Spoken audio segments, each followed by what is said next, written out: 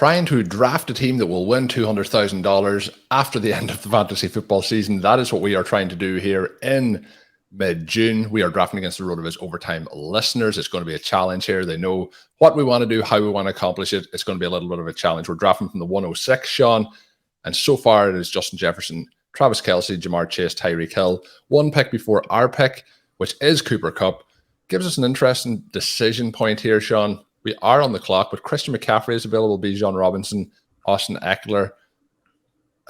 How are you feeling here? I mentioned 2 running back names to you before we started, but I didn't think a third name in Christian McCaffrey was potentially going to be available here. I think we're leaning running back at this point, but I think it has to be Christian McCaffrey. Do you want to pitch one of those other 2 guys ahead of him?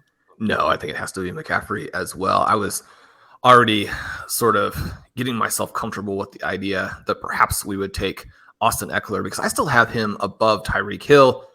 Cooper Kupp, I thought, would go ahead. Now, we take Christian McCaffrey here, and you run into some potential difficulty because we do know this is going to be a wide receiver avalanche draft. It's one of the reasons that McCaffrey is available to us here. And yet, if we can make some savvy selections from this point on, I like our chances. There won't be a ton of teams drafted in this format. At least you would expect. We could see some shifts in ADP. You could have Christian McCaffrey pull a hamstring in training camp, that kind of thing to where you get some shifts. But at least right now, building a team with McCaffrey out of the 106, there'd be so many things that are unusual about this draft that maybe that in and of itself, not super important. And yet I love to get McCaffrey here. For me, he's still the number 3 guy at a minimum below Justin Jefferson and Jamar Chase.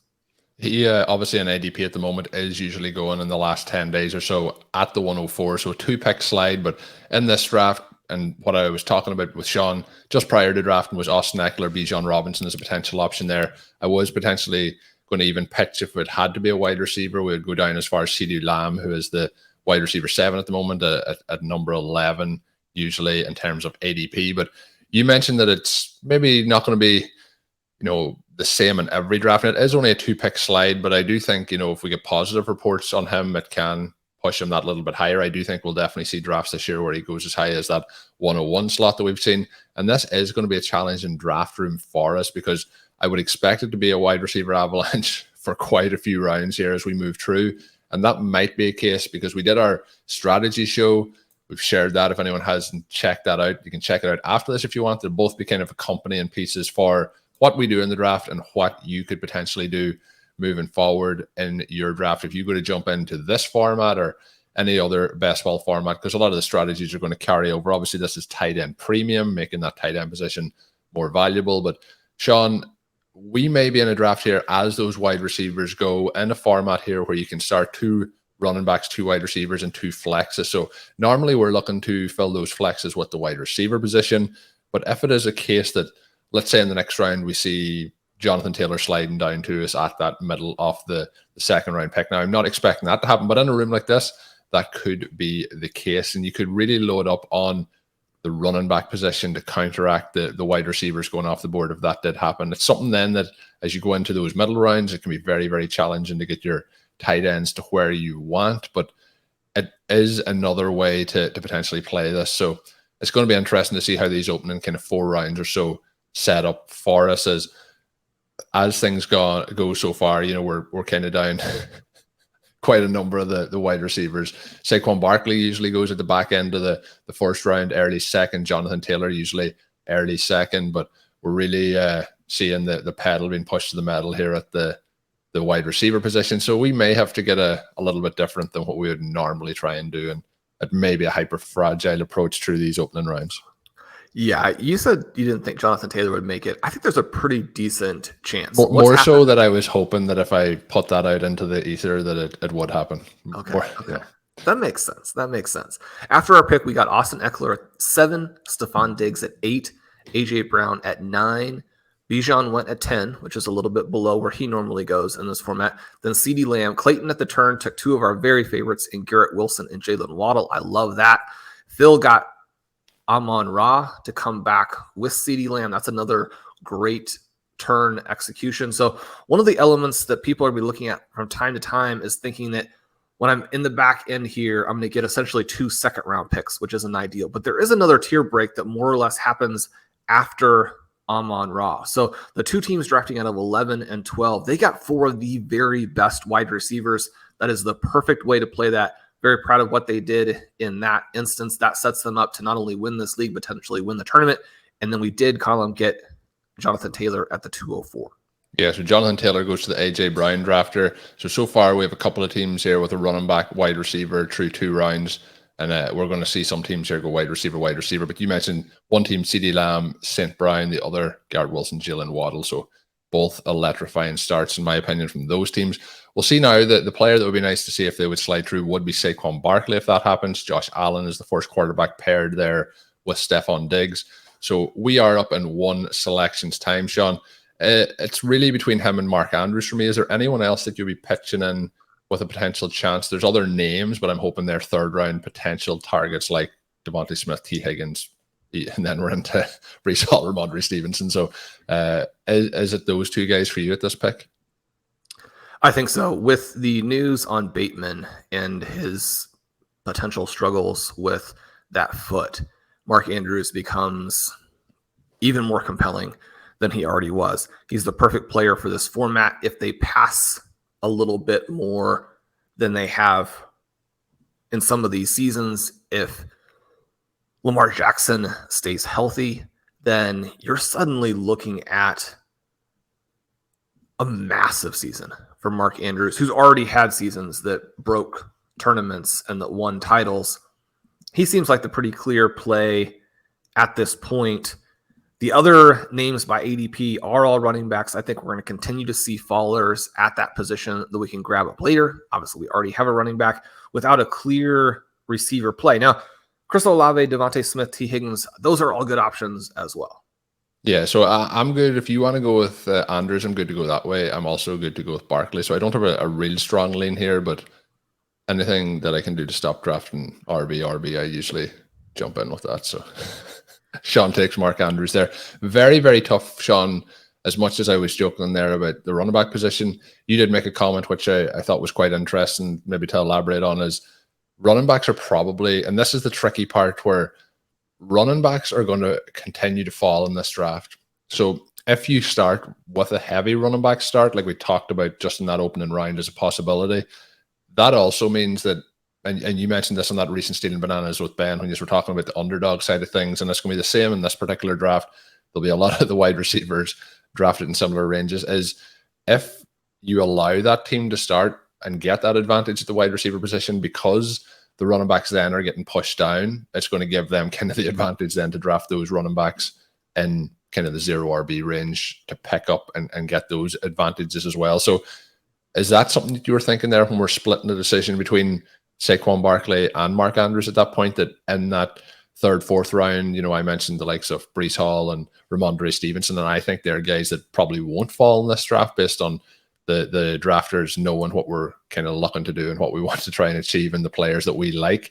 Is that what was kind of coming into your mind? And I will say that I am astounded that both Nick Chubb and Tony Pollard have both gone in the last couple of picks, one in that pick before us where we had the option to take Barkley, but Barkley has yet to be drafted. T. Higgins goes off the board at the 211. Surprised, Shawn? Shocked? Astonished at the Saquon Barkley fall here? Usually, as I mentioned, going in that late 1st round, still on the board at the 212 here. Not really. Barkley's scoring profile, where he is now in his career, I don't think separates him a ton from players like Ramondre Stevenson and Breece Hall. And it even creates plenty of risk for him to be outscored by running by what you would call sort of the rush heavy or the non-pass catching backs in Nick Chubb and Derrick Henry. So I don't think that he's a priority here. I am surprised that Devontae Smith hasn't gone. I am surprised that we didn't get T. Higgins a little bit earlier. Those are kind of the guys who you would have expected maybe to go in the mid-2 in this draft. The unfortunate part is that we're not going to be in a position to benefit from that. Smith does go at the 212. So that drafter is now set up very nicely as well with Justin Jefferson, Devontae Smith, and then can come back with Jalen Hurts. The other interesting dynamic here is that Patrick Mahomes went 1 spot ahead of the Travis Kelce drafter. I'm sure there were some kind of mixed feelings for Frank out of the 2 spot there because he does get T. Higgins as a result of that, which, especially for the league, is probably better. He's able to get Saquon Barkley wrapping back around. So this is a Travis Kelce, T. Higgins, Saquon Barkley start. Again, some of the advantages of being up there early. It's interesting to see Hurts go with Devontae Smith. Edgar in 8 took Josh Allen about a round ahead of ADP, but Allen has not been coming all the way back to the Diggs spot. So if you wanted to put those 2 players together, and I think that if you want either one of them in isolation, then you really want the other guy. So I think that pick makes sense. He's probably not going to lose a ton to who he selects in round 3. I put together some Diggs Allen teams and workshops on the site. Make sure you check those out. But as we look here, coming back around to us in round 3, Colm, one of the issues with the running backs falling is that it's still kind of a select group of guys that you really want. So you can get them below ADP, but if you don't get them, it's not like you can just take random RBs who fall. That part doesn't really help you. And we get into this range now where in round 3, I don't know that I like anybody here at wide receiver. Yeah, I'm very much the same. And that was really why I was happy that we went with Andrews in that last round, because the running backs that we do like are kind of in this range. Breece Hall was 1 selection before, so we're on the clock. Something that you could do, Shawn, to get very unique is take TJ Hawkinson here, who would give you that second tight end. The difficulty there is both Hawkinson and Andrews have week 13s, but you for the bye week, but we obviously will be adding more tight ends later. Ramondre Stevenson, the pick for you here. The other running back option would be Jamar Gibbs. There's the wide receivers just here are players that I'm not really buying into. You have Deebo Samuel as a potential option, but I would much rather the other 3 options that we have in the queue here ahead of those. Any feelings to go for Hawkinson, or is Stevenson the clear pick here for you? Well, I hadn't put Josh Jacobs in the queue because I didn't really want him and I expected him to go. But this would be a fantastic price on him. Again, it would allow us to be fairly unique in terms of having a couple of second-round ADP guys along with Christian McCaffrey falling. I'm good on passing if you want to take somebody else. Okay. It would be, and I know that, we could see Josh Jacobs doing that again this year. I just don't, I'm just not as sold in on what this offense is going to do in 2023. And I think that the likelihood of him doing that in back-to-back seasons is going to be slim. Do you think there is the perspective that he could go ahead and get it? Yes, I think that he could have another big season. It's not necessarily what I'm expecting or rooting for, but I think he's an interesting pick very specifically in this draft where we know we're going to be unique and we know that a player like Stevenson we're going to end up with a ton of exposure to. So from that perspective, I think it's an interesting play. For anyone not watching who didn't get to see how close we got there, that was a flip at the 3-second mark. We got Stevenson back ahead of Josh Jacobs there. Well, the one thing I will say is in the listener chat that is going on at the FFPC website, the listeners are obviously guessing what's happening with our draft, but there's a few comments in there, about Shawn is filibustering per Colm. So that was a real filibuster down to the end, Shawn. So I didn't want Josh Jacobs, and I could be completely wrong on that. The question I did say, just for a different strategy, TJ Hawkinson went off the board. Any interest in taking those 2 guys that early? Would that be something that you would attempt to do at any point? It is. And if we had another full minute to talk about it, I think we might have come around to him. The little note that you had about the bye week there, I think is a little bit frustrating because, you're going to, I think if they had different bye weeks, it'd be something that you would probably actively target to do. And we have to keep in mind, there's going to be a 3rd tight end, possibly even a 4th tight end, which, maybe you wouldn't do if you have the 2 elite guys early, but you think back to the strategy piece, the preview piece, and how dynamic the tight ends can be in the flex position. You also think about how thin the position can be in many years. You get down to that tournament element when you're trying to win through weeks 15, week 16, week 17. If you can win with different guys, and then if you can get into the finals where maybe a Mark Andrews has taken everybody through, but And you have that 72 team field mostly covered with Andrews, and then you have a couple of interesting late names who could blow up. That part, I think, you really almost have to lean into in this format and again in this draft where we're unlikely to get the receivers that we want. So I think that Hawkinson would have been a great selection. One of the things with picking Stevenson is that even though we're going to get some running back values in this draft, I don't think that we're going to get great values on the guys that we like. Jahmyr Gibbs is someone else that we would have been very interested in. He has an ADP of the 309. So drafters love him in the FFPC format that is full PPR. He's likely to really go off and maybe threaten McCaffrey and Eckler for the reception lead, even as a rookie. And so his price there at the 312, I don't think it's impossible at all that we see Gibbs end up. I don't know if he's going to climb ahead of these guys in true ADP, but Gibbs is going to be in that conversation, I think, in the Tony Pollard, Nick Chubb range by the final week of drafting. So the more exposure you can get to him now, you want to do. Jahmyr Gibbs is probably a mid-second round value. So there is some reason to have gone after him. But again, when we're talking about guys in this draft and people being knocked down by ADP to actually create an ADP reach at running back, that probably didn't work. But it is, again, something where we have to point out Clayton's draft. One of the big time OT listeners and commenters, and someone who has a ton of great interaction with us on different types of questions and that type of thing for a wide variety of show topics. His draft right now: Garrett Wilson, Jalen Waddle, Jahmyr Gibbs, Kyle Pitts. Astonishing. Well, you think about Pitts, and he doesn't have the cachet right now that he had last year or that he might have next year. But that 4-player start, especially when you have the disadvantage of drafting at a 12, that's the perfect start. We'll see if it ends up actually being the perfect team. A lot of times the perfect team has someone like a Josh Jacobs on it as opposed to this, but I love what he's done so far. Colm, since our pick, we got Keenan Allen. Hawkinson did come 2 picks later. The drafter in 9, Lawrence, finally takes the plunge on Josh Jacobs, gets a great value on him there. Then we have Metcalf, Judy, Gibbs, Pitts. Najee Harris finally goes at the 402. The Steelers are talking about being very run heavy, which would favor him, except for the fact that he's not good. Deebo Samuel and Calvin Ridley. I joke about Harris. Obviously, the profile that you're getting there to get that at the 402 is a fantastic value for Phil, who has a Lamb, St. Brown, Judy, Harris start. Again, that's a dream start for him. Then we have Deebo. We have Calvin Ridley.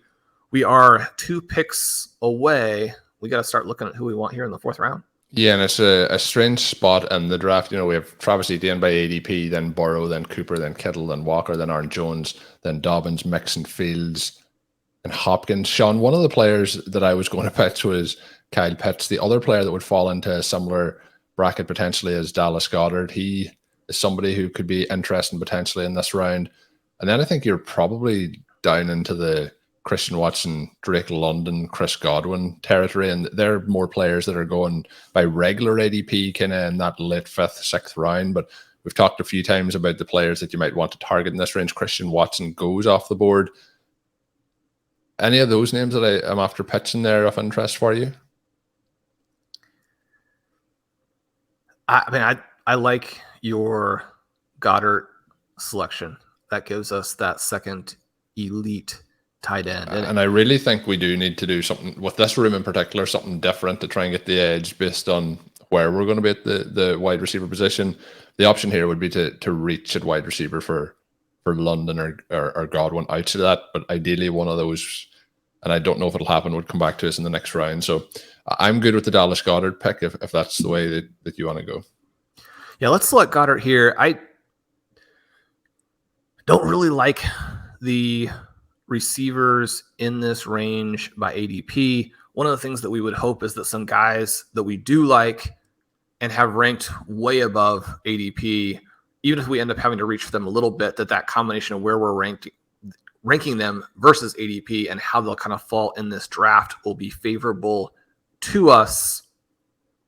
We don't know that'll happen, obviously, as many of the listeners share an evaluation method on those receivers.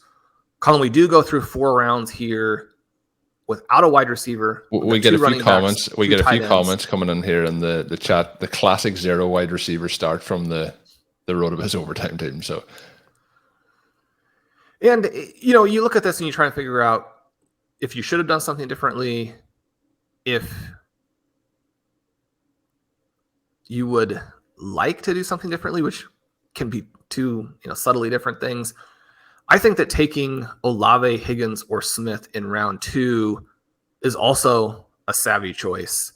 You have that option to take either Goedert or Kittle is picked one slot after our pick. And when you think about ADP, Kittle is going at the 401. That Goedert, whom we selected, is going at the 503. Kittle was a great value for Matt there in the 5th slot. I still like having the 2 tight ends. I like having the 2 tight ends. The one thing that I would change, I don't think I would change the Mark Andrews pick. Like the players that you mentioned are the exact players I would have targeted. But again, you're going probably almost a round ahead of ADP. But when we talk about ADP and we talk about where these players are ranked, that is where we would be taking them. You mentioned at the time, being surprised in this draft that Higgins and Smith went as late as they did. The one that I would have liked is if Breece Hall had lasted one more pick and we probably got him over Stevenson, but I'm happy with either of those running backs at that point. The TJ Hawkinson one, I'm okay with that pass now based on the fact that we got Goedert. When we passed on Hawkinson, I was going to make the pitch for Goedert, and Goedert was the one that did get back to us. So it is an area there where, as we mentioned, there's not a lot of wide receivers that we're looking to draft. If we hadn't the running back, Shawn, I think Etienne or Dobbins might have come into the conversation. But yeah, I think with the options that have been available while on the clock, I think the way we've gone so far has been the ideal way for us to do it. But the part that's going to be really challenging now is to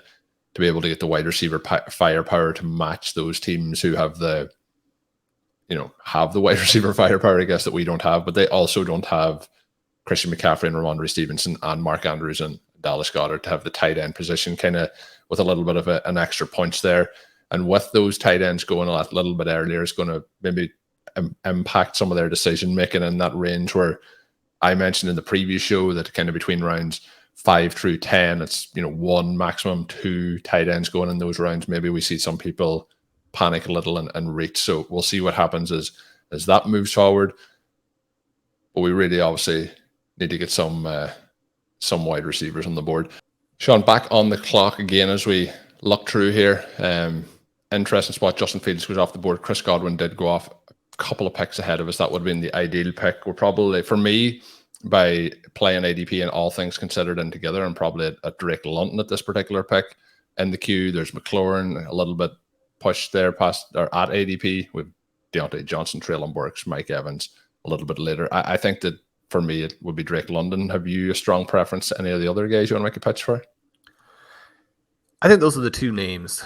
Neither of them are guys that I have hardly any of to this point. I think McLaurin is a little bit overvalued in terms of what he's actually been able to do, translating his production or his peripherals, right? All of the opportunity that he has. And he's one of these guys, air yards wise, who every single season you look at his whopper, you look at the way he's targeted down the field, you look at how that works in relation to his teammates, and you say, okay, this guy is the volume guy, and we know that he can make some of these big plays. We see him go up down the field, make contested catches, and you're thinking, all right, the breakout, or you don't have to look at it from a breakout perspective, but just the points are going to come. And yet they generally haven't, and now he gets into a situation where Jahan Dotson could jump him. And so even though McLaurin is far and away the safest way to play a breakout by the entire offense, the Washington Commanders taking the next step, you do have a situation here where Dotson is a less expensive way to play it. So you have a secondary out there. Drake London had these incredible peripherals down the stretch last season. Ben Gretchen and I did a show on team level volume, on RPOs, and how that relates to then the specific player market shares that you get from time to time as a result. I mean, the London play really comes down to what Arthur Smith is willing to do throwing the ball at all. It comes down to, can Desmond Ridder play at the NFL level? If he can, then I mean, London ends up being, in many ways, the safer pick than Kyle Pitts because you're not having to track an injury down the stretch of the preseason. And that's the other little thing that gets thrown in here that, I can kind of overlook or forget about from time to time is that Pitts isn't completely healthy. And so that tiny little element, he's expected to be, it shouldn't be a big deal, but you have that on top of the other things that he's dealing with from what happened last season. London, a guy who, if he were in about 28 of the other offenses, would be going in the third round. And so from that I think he's probably going in that DK, Metcalf, Keenan Allen range if he's in this particular draft, potentially even higher. Yeah.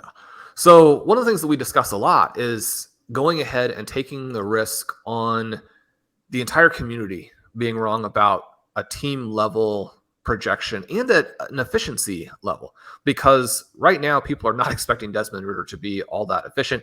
I think it's more likely that 2024 is where you see the true emergence of Ridder and this Falcons offense.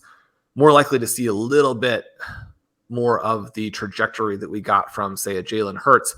And yet if they come around a season early, then people are going to look back and the people who had the guts to go back to the Falcons after what they did in 2022, they won all the tournaments.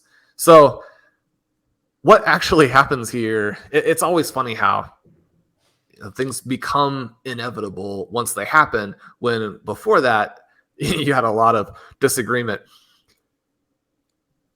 I guess this is a long-winded way of saying I'm very uncomfortable with the Drake London pick. I probably would have picked Terry McLaurin if it were just me. And yet I'm excited that you pushed me to London. We'll see where this goes. I love having a little bit of exposure there. Yeah, I like, betting on those teams. And I know there's within range, and it's if it is going to fit. I don't want to have 100% exposure to these Falcons players, but I like having the shots on those offenses that, like you mentioned there, that the community may just be wrong on. Some very, very interesting teams, Shawn, as we draft through. We'll do a recap after all things are done. We'll pick up on some of these teams as we go through. But I do want to give a shout out to one of the drafters in particular. We have drafters drafting from all over the world. I was talking to one who's drafting in the UK, a sports lawyer, some interesting conversations there. We know all these guys. You mentioned Frank at the start. I was talking to Frank as he set up his plans to draft along with us on Saturday. But when you get some drafts and people are saying it's a bit late my time or it's a bit early my time to draft, but I might do it anyway. So we have Matthew drafting with us today. It's 2 a.m. his time as he jumps into the room here. So hopefully that won't affect his day tomorrow, but it's always awesome to hear the different stories of when people are drafting, because it's truly a community of people from all over the world we're drafting alongside here in this particular RotoViz OT draft room.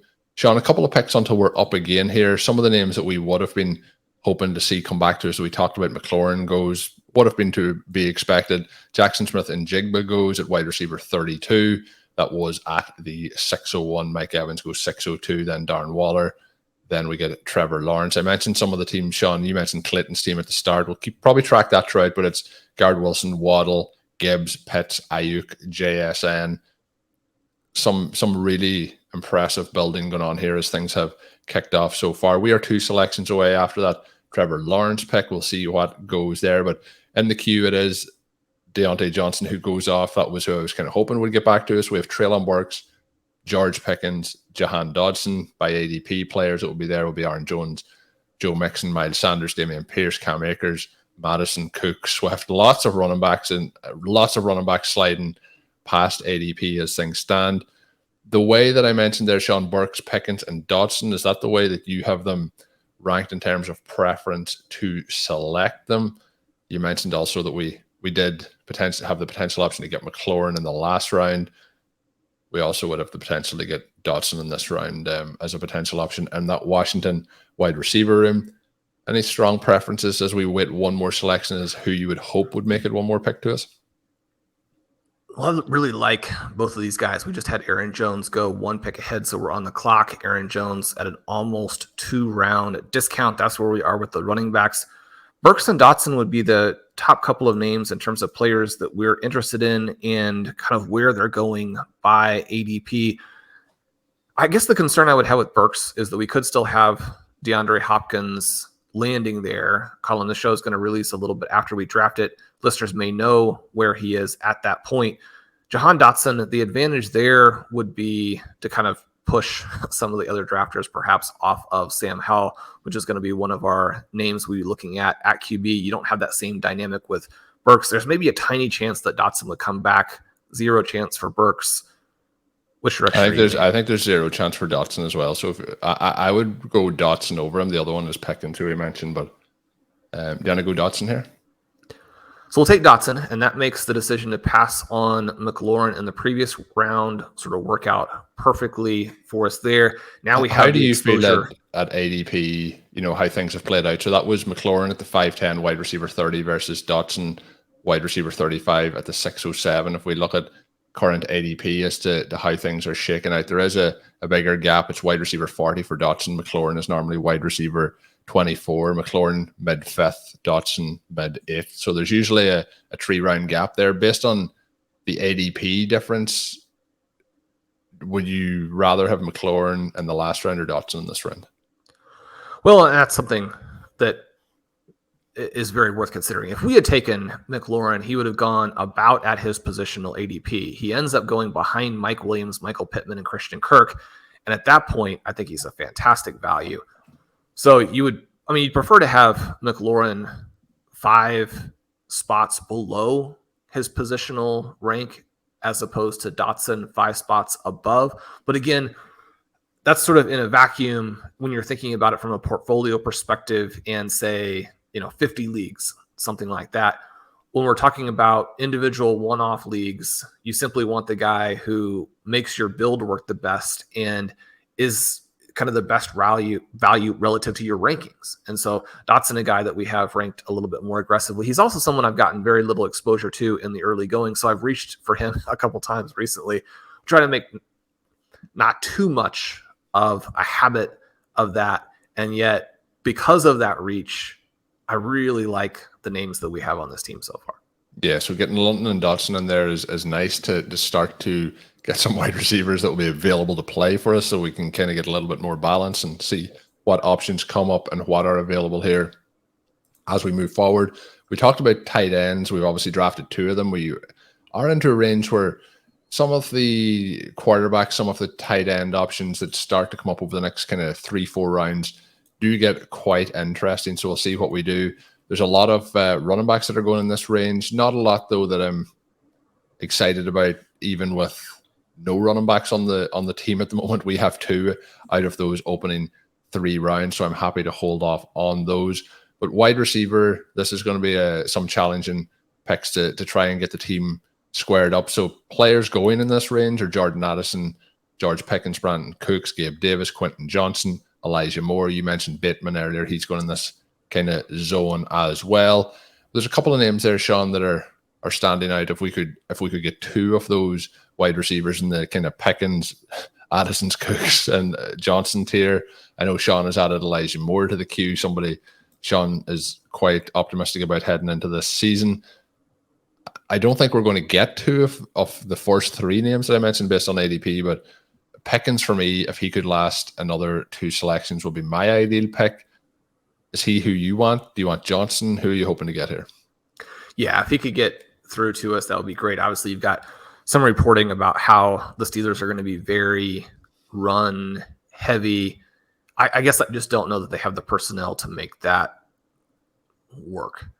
And or once you get into the games, if Pickett starts to play like a first-round quarterback, then you're going to have to go to him when you have a Deontay Johnson, a George Pickens, and a Pat Freiermuth. Now, Freiermuth, again, one of these guys who perhaps isn't completely healthy. So there are some nicks that you have to deal with. Colin, we don't have to worry about how much risk there is with a George Pickens because he does go 1 spot ahead of us here. I don't know. This feels like the place to get a rookie. We don't have rookies on this team so far, and Colm. I think we have to. I know, and it is going to be a reach here, but I think we go Quentin Johnson. there's only so many guys, Shawn, when you get into this range at the wide receiver position that we're actually going to want to get. And like he's kind of one of the latter names is on this particular tier. I was really hoping that Pickens would have made it, but when you're looking at these draft picks, these are the ones that are interesting to look at when the season is over.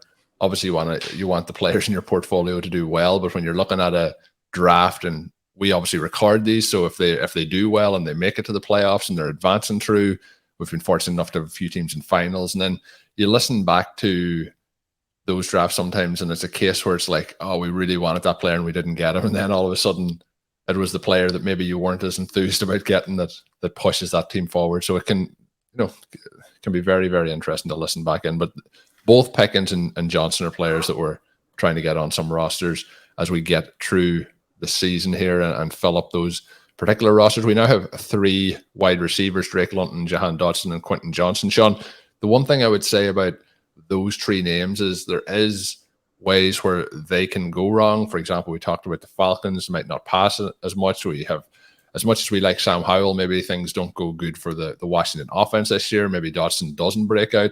But those are 3 guys who the potential for breakouts are the reason that we're targeting them there at that point, for them to ascend higher up draft boards in 2024 drafts.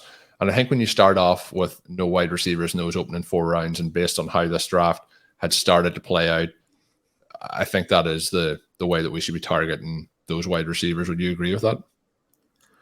It is. And you're always trying to balance that element of risk and reward. When we think about the names here, one of the things we're also looking at is how we're going to build the team later. Colm, you like to talk a lot about drafting in reverse. It's one of the exercises that we do pretty frequently to make sure we understand what's going to be coming later and how that would fit with these picks. The London and Dotson picks are not just to draft potential second-year breakout stars, but also to create that synergy with QBs who could be second-year breakout stars.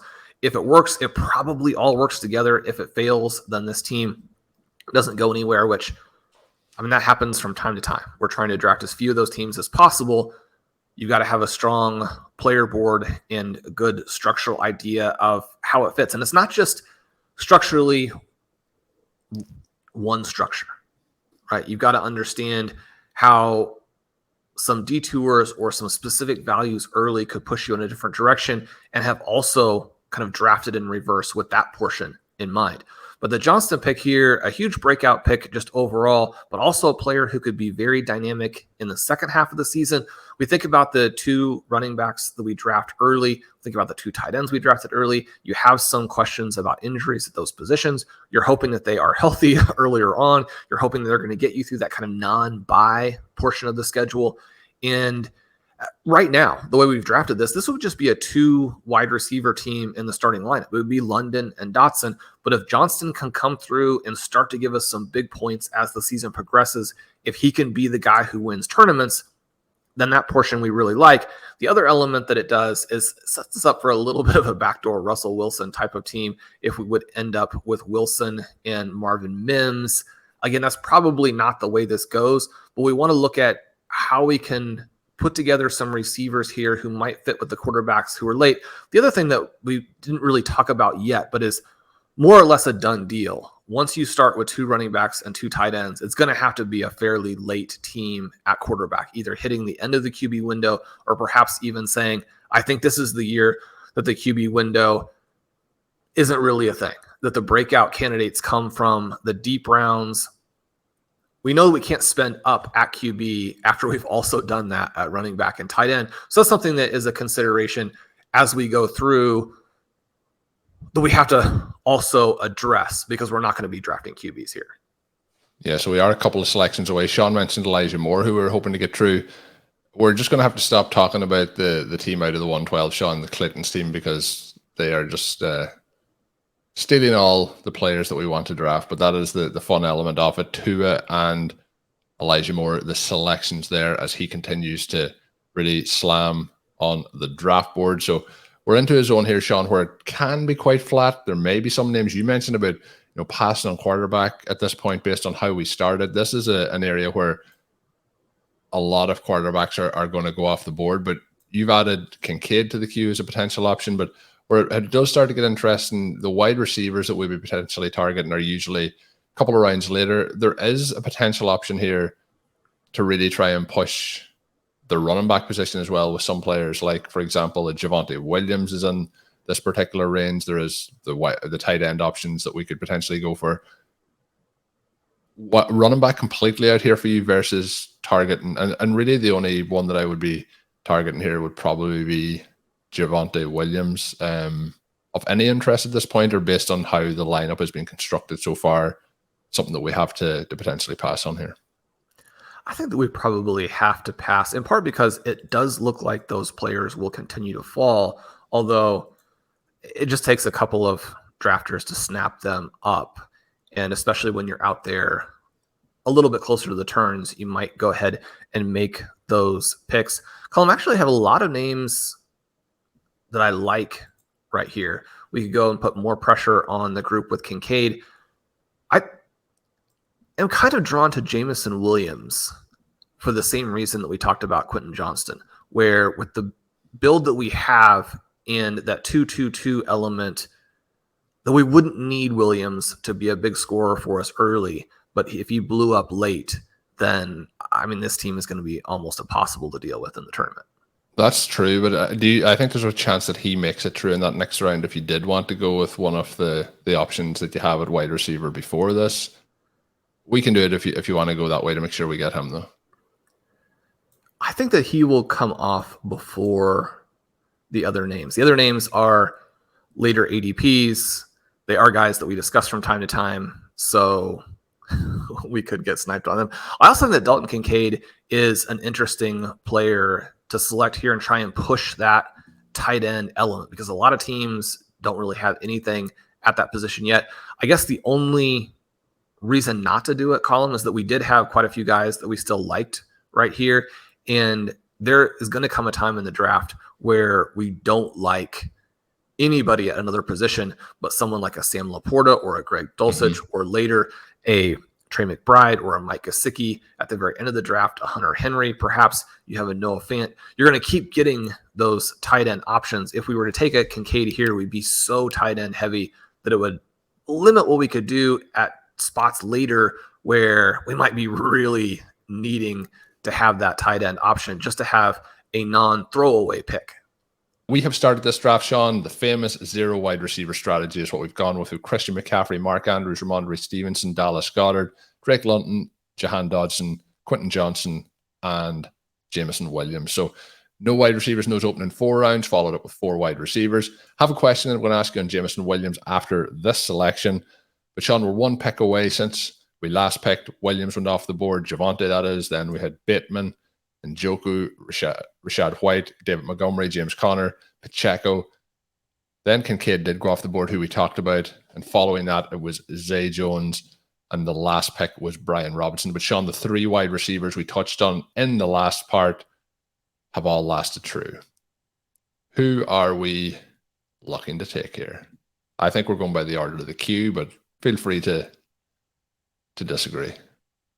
This selection here is a lot of fun because it's a real guessing game in terms of who we think might come back to us. All the guys should come back by ADP, but we have Romeo Doubs, Rondell Moore, Sky Moore, some more good news about Moore this morning. I would like to get him. I think that Doubs is going to be kind of the co-wide receiver 1 for your Packers. You feel comfortable enough with how the Packers are going to move the ball to select him here? Yep. It's funny. I'm more excited about the Packers offense this year than I have been other years. You know, we know some of the problems with, the amount of snaps in the game, the rate of play that they're going with, but it might be the exact same this year. But, it's that kind of unknown as to what could Jordan Love do and what could these wide receivers do. And I'm always intrigued with, younger players all playing at the same time. And I'm not expecting this to happen. I'm not expecting them to be the Cincinnati Bengals, but we've seen how, those kind of young players ascending together can really shape an offense. So I'm excited about Dobbs. We've seen it kind of in preseason last year. We've seen it at points. And then obviously he did not get the same amount of work when Watson really had his stride at that point of the season. But yeah, I think when we're going again, and we've talked about this as we go through it, we're building this roster where we have not gone wide receiver early to be able to add players like this, and I think really starts to turn things around. And I feel much better. I had the question about Williams, and I'm going to ask you about that now, but when we were talking about picking him, it was a case of would those other wide receivers get through? You made the right call. Williams was the selection. All three of those wide receivers make it back to us. That was quite a run when we look at this draft in general in terms of running backs and non-wide receivers going off the board. Just 2 wide receivers went between our pick for Williams and then the pick for Dobbs, and that was Bateman and Zay Flowers going off the board to the Lamar Jackson drafter, which is an interesting way they're targeting, obviously, that Baltimore offense. A lot of running backs going, though, in this area, and it kind of to be expected as we talked about the kind of 0 RB range, but we get heavy running backs through these last 2 rounds, which again helping us if we can see, ideally, Shawn, if one of those guys in Rondell Moore or Sky Moore gets pushed down and gets back to us would be absolutely delightful here. I'm not confident of it, but we'll see what happens. The question, though, on Williams is, on a roster like this where you don't have those early wide receivers, and there is some question marks then, around the players that we took in terms of them being young and not established stars in the NFL, with Jameson Williams and his suspension, that's usually a challenge to put that sort of a player onto a roster that isn't already deep with wide receiver. Last year, for example, DeAndre Hopkins probably fitted that mold as somebody you would target in these kind of rounds to really round out and have that powerhouse down the stretch into the playoffs. Any concerns prior to us getting Dobbs there that your 4th wide receiver, somebody who can't play for those opening 6 weeks? That's always a pretty big concern. I think that teams don't think about the initial playoff advance enough. And one of the things that's been really cool about this draft as we look through the teams is that there are so many unique builds, and being in a draft like this is very favorable to you because you're going to be able to do some unique things in terms of the types of players that you have together, that mix. So whichever teams make it out of this individual league, I like their chances to move on. Now, part of that is just that we also like what OT listeners are generally doing with their teams. But you're going to have a uniqueness element in this group that I like. But I think specifically for this season, where we've set ourselves up to get some late quarterbacks, and then you're moving through this range of picks where you can load up a receiver, and the running backs are also falling. If we want to get back into that position, you have a lot of different outs. And so, especially with the FFPC format, again, where we're thinking that we're not going to necessarily need those guys early as much, you can take a little bit of a risk, but you have to know that you're giving up points, and you have to build a team overall that covers that in some way. And so, I mean, right from the beginning, this has been a situation where we're more or less saying that we think that Desmond Ridder and Sam Howell are going to score like quarterbacks who were taken 5 or 6 rounds earlier. That's going to save us enough ammunition to load up in these other areas. Now, it could always be a case where even though we kind of have that portion set, that we get sniped at those guys, and then you're in a situation here that looks quite a bit bleaker. But the other thing that we do have going is that we don't have a lot of correlation plays with the receivers that we've drafted as they work together, but we do have a lot of different late outs at the quarterback position.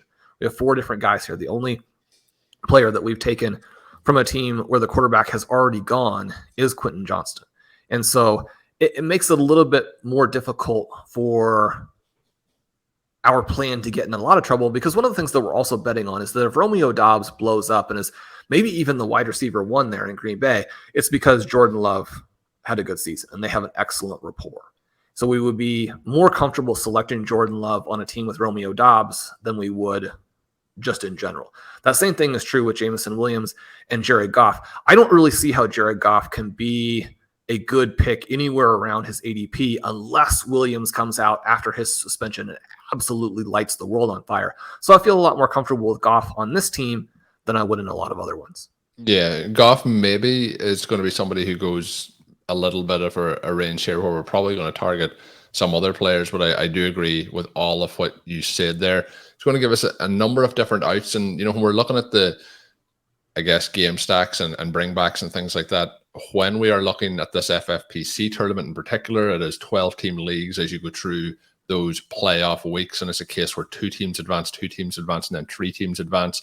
The final is 73 teams in it. So it's not the same as some of the other larger field contests where you're really needing to be very, very unique or heavily leveraged into those teams in, say, week 17, week 16, but you still want to do it where you can. So we'll try and implement some of that as we move forward here, but some easy, cheaper ways potentially to do that as we draft forward. We're 1 selection away, Shawn. The players that have gone in the last couple of picks, P. Ryan, Herbert, Michael Thomas, Zach Charbonnet, Dak Prescott, Anthony Richardson, Alvin Kamara, Damian Harris, Geno Smith, Chiggs Okonkwo, Odell Beckham. The advantage of all that, Shawn, is that means that a minimum of 1 of Rondale Moore or Sky Moore will get back to us. Feels like they are the clear selections here for us as options. You did mention Goff. This is the range that Goff goes. A running back option I was going to mention as a potential was Rashad Penny. He goes that 1 selection before of us, so it kind of pushes us even heavier to one of those wide receivers. It does. And I kind of think that Rondale is more likely to come back. I wouldn't really expect him to get past the Patrick Mahomes drafter, who doesn't. He's bound to already being frustrated at the at not having Chiefs. Yeah. The flip side of that is that with Goedert, you have the Goedert Moore play together. We don't have Bengals, and yet Sky Moore, if he breaks out, probably has a lot more upside than Rondale Moore if he breaks out. Yeah, and I do think there's a chance that Rondale Moore gets back to us. I think we're in a zone here where we're going to see a lot of tight ends, quarterbacks, and wide receivers go, and Daniel Jones goes 1 selection later. That is a few times, Shawn, so far together that we have drafted Sky Moore. You mentioned when we were talking about, splitting him and Rice as to which one to go for. Moore has been in that offense for 1 year already, and that should potentially give him that little bit of an advantage in 2023. You mentioned some good reports that have come out about him recently. What is your kind of, I guess, not the optimistic expectation, but what is your kind of expectation where we see Rondale Moore finish at the end of the season? Do you think it's a wide receiver 2-3 kind of range that he finishes in? Well, they don't really have a guy, right? Kadarius Toney is always talked up as having all these other parts of his profile that he hasn't demonstrated. They have one guy called Travis Kelce. Right. They have Travis Kelce. They have Justin Ross. I mean, do you need anybody beyond that? If we think about the players who are most likely to play, you have Toney, you have MVS, who is just really a shot guy. And then you have a rookie who probably brings more athleticism and more flexibility to the table than Sky Moore does, but he's going to have to go through the same things that Moore went through last year. And I mean, he's an older rookie, which makes it a weird selection from the Chiefs. And yet we wouldn't really think that he's the type of prospect. He wasn't this star prospect where you're thinking he's going to go and make a big impact at the very beginning. When you listen to the rhetoric coming out of Chiefs practices right now, it sounds like Sky Moore is the guy and those other players have a lot of work to do. Now, there's still a ton of time for all of that to change. You wouldn't expect the rookies to look great today, and yet, I mean, Sky Moore is another one of these players where we're getting a great price because there was so much disappointment last year. Now, you have to adjust for the fact that he had the type of season where this is a price that is more than justified, but we want to continue to create that upside when we're not having to just pay disproportionately for it. So you look back now again at where we are, we have 5 second-year wide receivers and a rookie. If you end up very light at receiver and then you sprinkle in a couple of young players, you can easily just miss completely and end up with not nearly enough wide receiver points. When you start to build it out like this with a full group, I mean, we can take a miss here in all likelihood. I mean, the teams that win are likely to stay fairly healthy, but you can take a miss, you can take an injury. The upside that the rest of the players give you is so significant that if we get some hits along with those early players, that's, again, the type of team that's just very, very difficult to deal with. You want to be drafting a team where if your thesis on the players and the structure is right, that you not only win, but you win in a big way. If you're right and have a low ceiling, then you, in many cases, have sort of the the worst of both worlds, because there's no guarantee you're going to be right. But if we are, we want to make sure that we win. Yeah, I agree. The other thing that's interesting in this particular roster is if it was a case that you took Goff, you stack him with Jameson Williams, there's always the hope that, he is just, Goff is a massive season, and then when Williams comes back in, he is a huge season as well. But a little bit tricky with the correlation, I guess, again, back to those opening 6-week conversations. One of the players that we were potentially going to target here, Shawn, in this round was going to be Dulcich. If we went tight end again, he's somebody that we like. You mentioned Laporta. He's coming up in that range. Where it does get interesting is if you could get Goff and Laporta, then you would also have Williams coming back in that little bit later. But we're in a zone here where Rondale Moore may be available to us in 2 selections time. Goff is right around ADP, but maybe we're able to push it out to see how it goes until that next round. Devin, a chain goes off the board. The other player, Shawn, that I would have in the mix here is Sam Laporta. It's kind of like Rondale Moore, Sam Laporta, and Jared Goff, Jordan Love are kind of in this range as well. How are you feeling ahead of this selection? Yeah, I like all of those names. I think that we can probably still wait and try and get Love later, try and layer some more guys in. I would have liked Antonio Gibson right there, again, to continue to try and push people off of that Howell pick later on. But, I mean, losing a running back never kills you. So we're into this position here.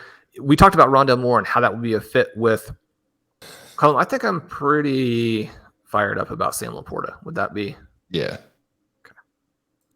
So, Colm, we are going to push it. We're going to try to get to a 3-player build there with the Lions. We do think that because the Amon-Ra drafter has Herbert and Prescott, that they're less likely to take the plunge. There is another team who could always consider going with Goff empty.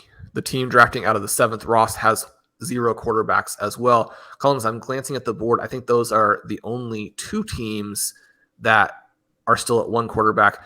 We actually have quite a few rosters. I believe it is 6 who are already up to 2. So one of the things that we talk a lot about in the workshop is that you don't want to wait on quarterback in this format. And that was a revelation or an insight that was much more meaningful when a lot of drafters were still going for late round QB, when late round QB was perceived to be a more viable approach overall. The fact that you needed to be on quarterbacks who were going to score at a meaningful level for you to have dynamic best ball teams was something that came out of Mike Beer's work and the RCE. When you wait on the QB, then it has to be something that you're doing very intentionally to make the rest of your team work, as we discussed a little bit earlier. That's what we're trying to do here. But we want to be aware of the fact that historically what we're doing right here has had some weaknesses. I'm just going to take a pause here. I don't know what that was, just on the clock, the pressure. I obviously kind of mixed up the quarterbacks and the tight ends, because it doesn't have a tight end. Now it does, but I don't know what way. So let's hope put the ad here. Let's hope Goff might get back now. I am going to cut out that part about Goff because it'll make no sense.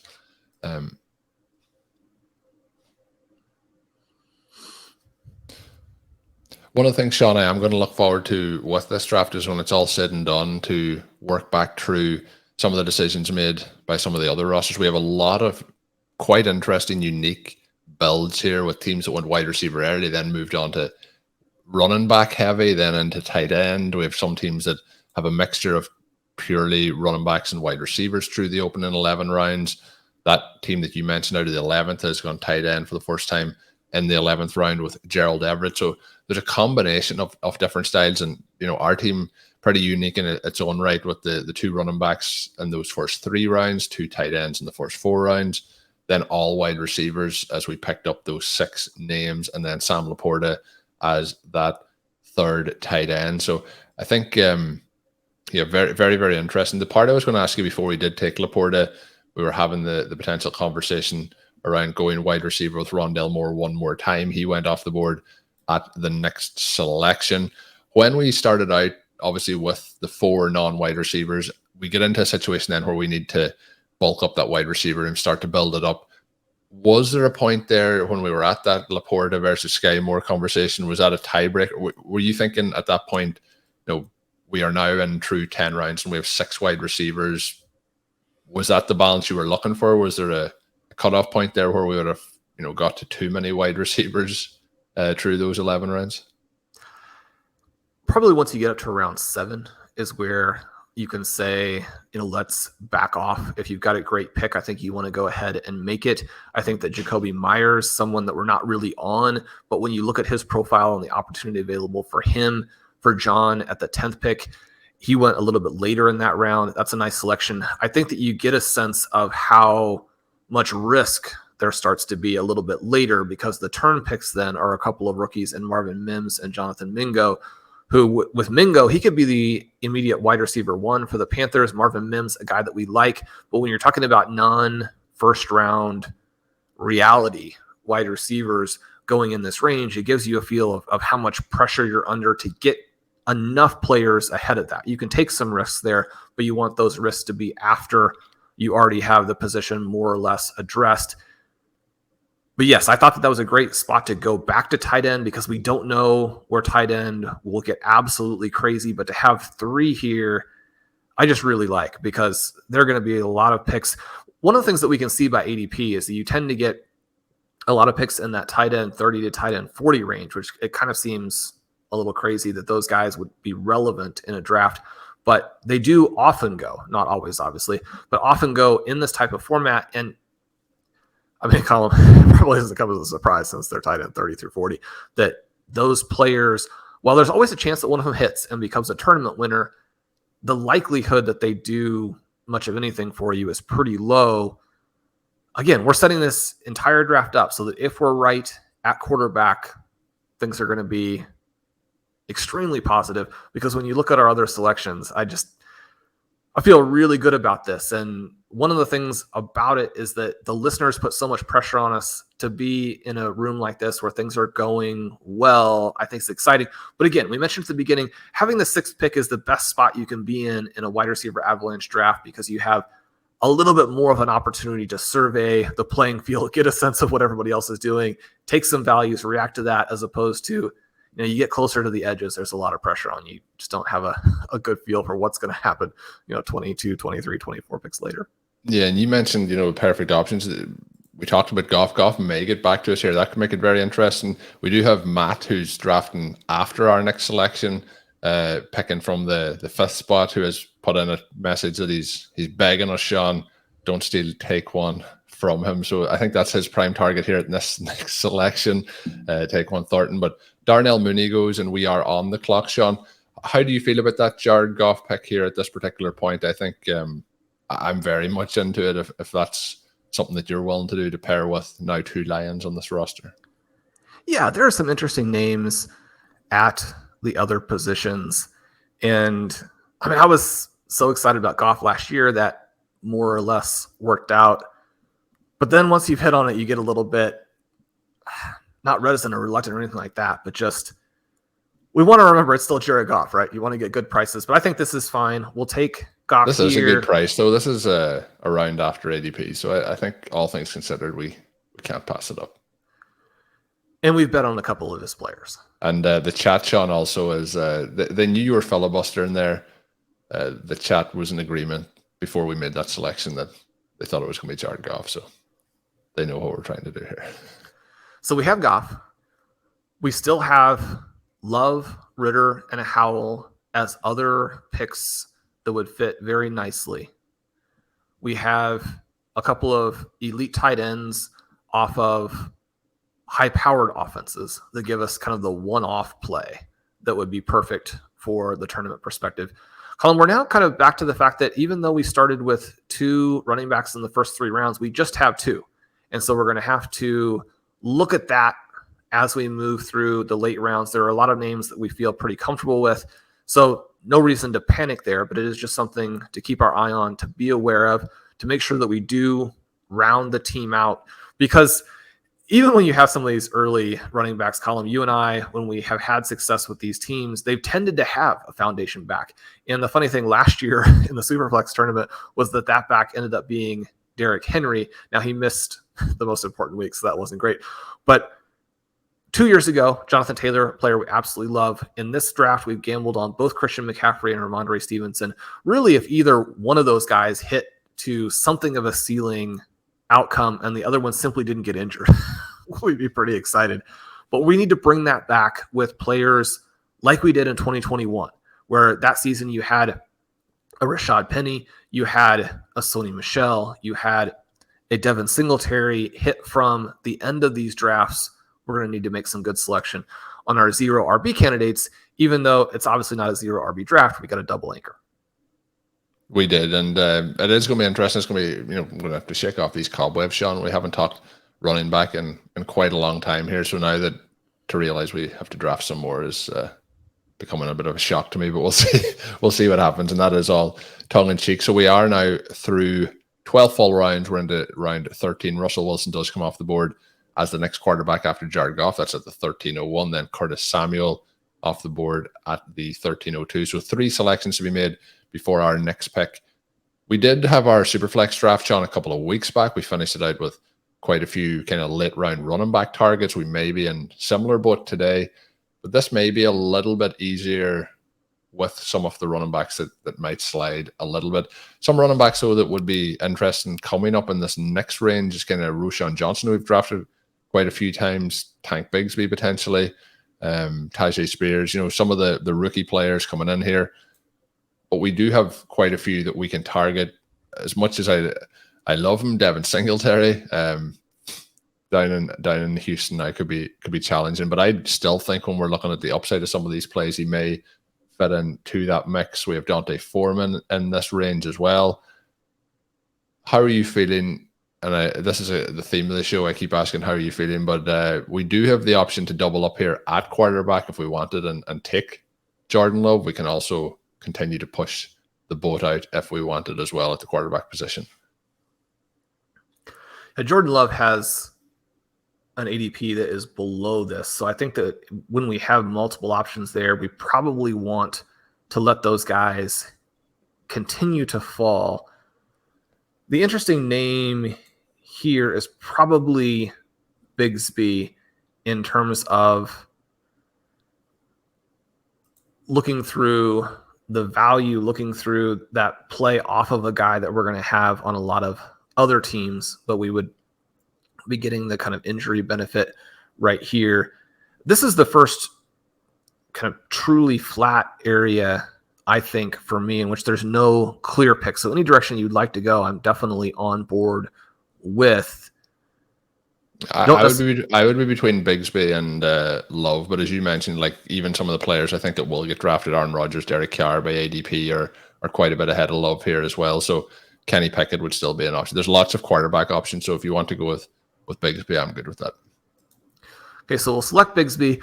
I mean, it would be really frustrating if that were the case, but he could end up in almost a pure committee with Travis Etienne, one of the most talented backs in the NFL. We didn't get to a Steelers receiver in this draft, so I don't think that Pickett is one of the guys that we would really be looking at unless he fell. You never know what's going to happen there.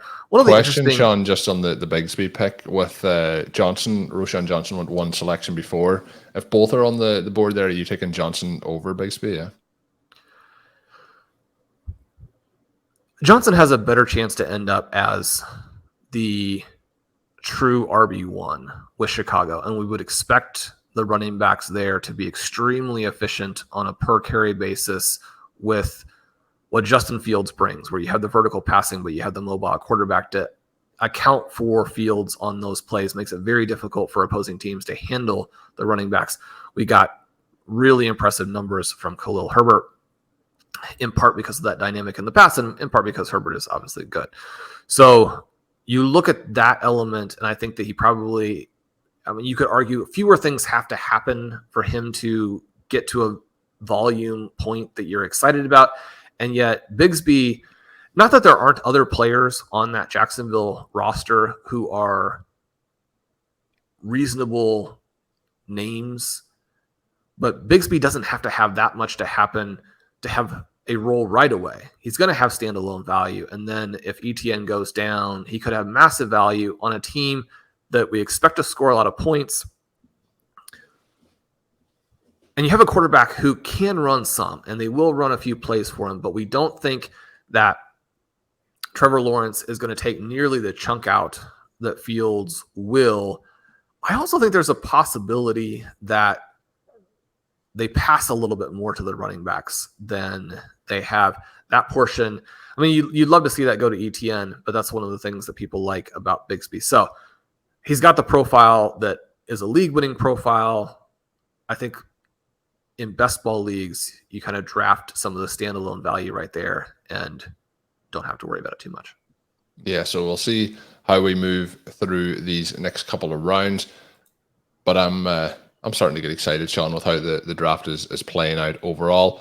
With having the two running backs that we take in those opening 3 rounds paired up with Bigsby, how are we seeing the potential for this board to finish out? We obviously have quite a few selections left to go. We're past the halfway point, though.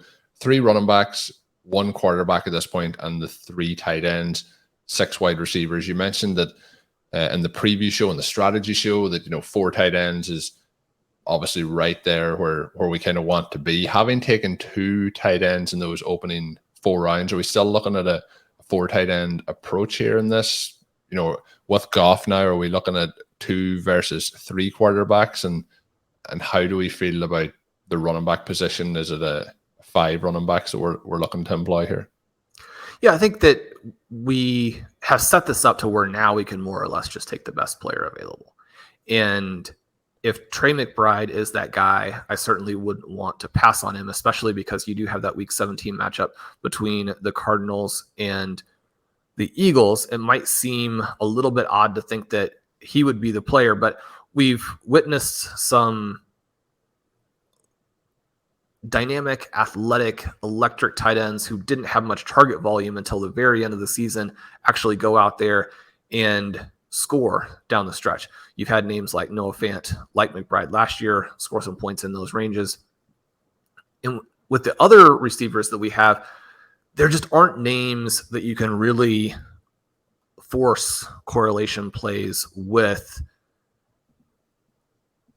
and not have it be more or less a throwaway pick. And so I think that part of it is appealing.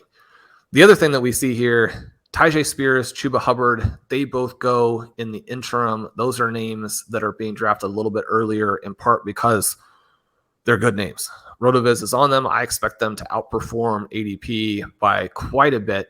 And I mean, now I'm a little bit regretful of the Bigsby selection because I did think that we would have a possibility to add Spears or Hubbard to this team as the running back 4. And preference in a vacuum, I guess, when we say you're only getting one of those guys, is there one name out of the 3 in particular that you're trying to get? Yeah, I would prefer to have Chuba. I think that he can end up as you're probably going to need at least a nagging injury with the contract they've given out to Miles Sanders, but I think that Miles Sanders and Chuba Hubbard are basically the same player, and Chuba's probably a little bit better. Jerome Ford also goes off the board here. So since our selection, and one of the things when we're thinking of a potential Love pick, Ross doesn't have any QBs out of the 7 yet. He will pick before us. He's the drafter with Christian Watson. I wouldn't be surprised if he goes Love right here. Other names that he could be looking at would be a Rondell Moore. One of the things that he did after we passed on Love was to select Jaden Reed.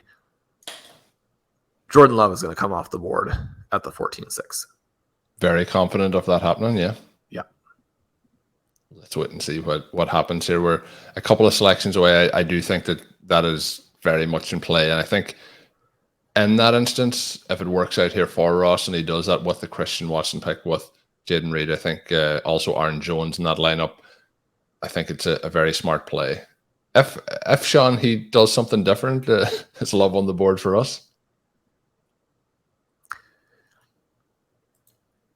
He's not going to do anything different. I'm just asking the question, just hypothetically. Well, the other thing, as we try and prepare, is that there are no tight ends on that roster. And there are a couple of names in Michael Mayer and Trey McBride who are still really interesting. He could decide to go that route. And the Jaden Reed pick is a little bit to push us off of Love. But if you're betting on Love to come back to round 15, which is where he would be at that point, that would be a little tricky.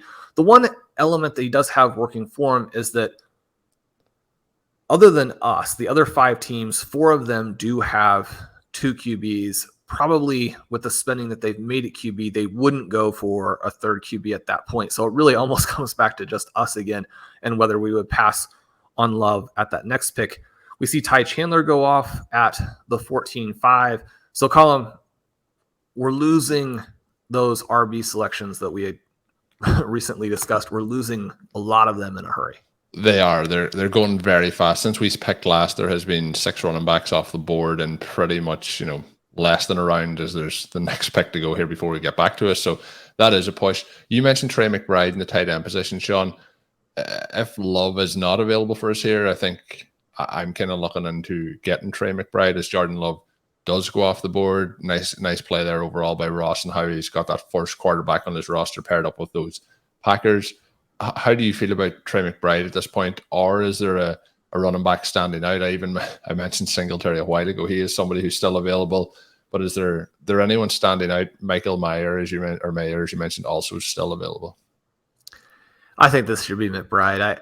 I would like to have him on these teams. We missed out on him in the Superflex draft. I think we don't want to miss out on him again, do we? Yeah. And there's the possibility that it does push the rest of the drafters onto names that aren't our QB options later. You'll have teams that will go for more tight ends as opposed to that third quarterback because they don't have the position covered. I mean, we're in a situation right now where there is a team without a tight end. We have 1, 2, 3, 4 teams with only one tight end. The discussion after the draft will be interesting again because after the Superflex draft, the participants were saying it had been difficult to get to those tight ends. We didn't really see ADP inflation at the tight end position in this draft, but I do think as participants try and round out their rosters, there is going to be a huge run here. And when we do see, we select McBride, then it's Wan'Dale Robinson and Aaron Rodgers. So the other team that only had one QB, they go for Rodgers there, and that's in round 14. So in these OT drafts, you do have some advantage to waiting on the QBs. Aaron Rodgers, we were talking about the mild value that we got on Jared Goff, but Aaron Rodgers actually has picked one slot ahead of him, and he falls to the 14th round here. That is a good value. Whether or not it ends up being something that really works is a separate question, but at least you're valuing or at least you're benefiting from an ADP perspective. Then we get to the turn, and I mean, this tight end run is getting pretty extreme. So after Aaron Rodgers, we had Tyler Conklin, then Irv Smith, then Michael Mayer and Jake Ferguson at the turn for a team that now is up to 5 tight ends. So Eric's team is really interesting. He gets 3 wide receivers in the first 4 picks. He pairs that with an elite quarterback. Then he takes 5 consecutive running backs in the range where the running backs are dropping by ADP, comes back later and has this huge tight end core. Like I said, it's been cool to track how the different participants are attacking this. It also means that we can't count on anything as it relates to ADP down the stretch column. If there are names that we want, we have to go out there and get them. It does help us, though, that we still have a couple of QBs that we can go for. We lose Devin Singletary right there. I was going to make a pitch for him as a possibility. Some of the names that we have in the queue are kind of late names in Chase Brown, Dwayne McBride, Zach Evans. I wouldn't mind getting Travion instead of Chase Brown here. We were sniped on him in one of the recent drafts. Jeff Wilson, Ezekiel Elliott, Raheem Mostert, Kenneth Gainwell, some of the top names by ADP. So really that tight end position is wiped out now. KJ Osborne would be a pick to get that Minnesota play coming back off of our Green Bay exposure. But to me, Osborne is just a very low-end kind of pick. Rashid Shaheed is very interesting here. Colm, if we don't go that direction, a DJ Chark would be interesting. There are some really late names at wide receiver. Kyler Murray is still here. If we wanted to put him in with a couple of the late QBs that we're going to have, we do have McBride. How are you feeling about this? I think there's enough quarterback options if we want to push it. There's obviously Ritter, Howell. There's a lot of guys further down if we want to try and do that. So I'm good with some of those wide receiver names that you mentioned. Have you a real strong preference on it? I kind of don't have a strong preference on any of them. Maybe a Chase Brown here.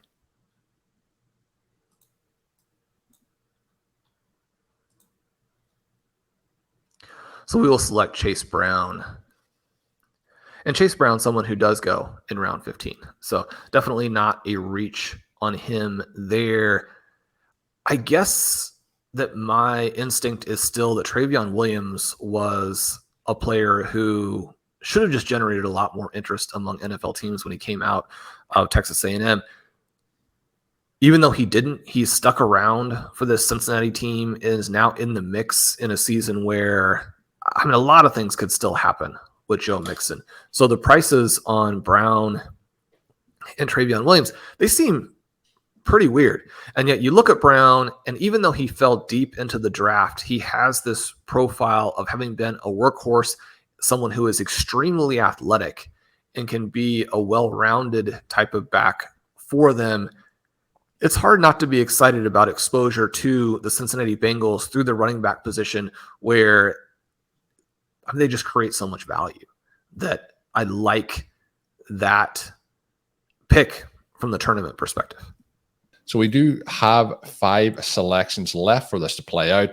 In our last draft, Shawn, the Superflex draft, we did go with some late round 0RB candidates. It might be a case today where we may still have to pick up a couple of running backs, but we need to get some quarterbacks in on the game and a few other selections to be made in these final 5 rounds. So looking forward to seeing how we round it all out.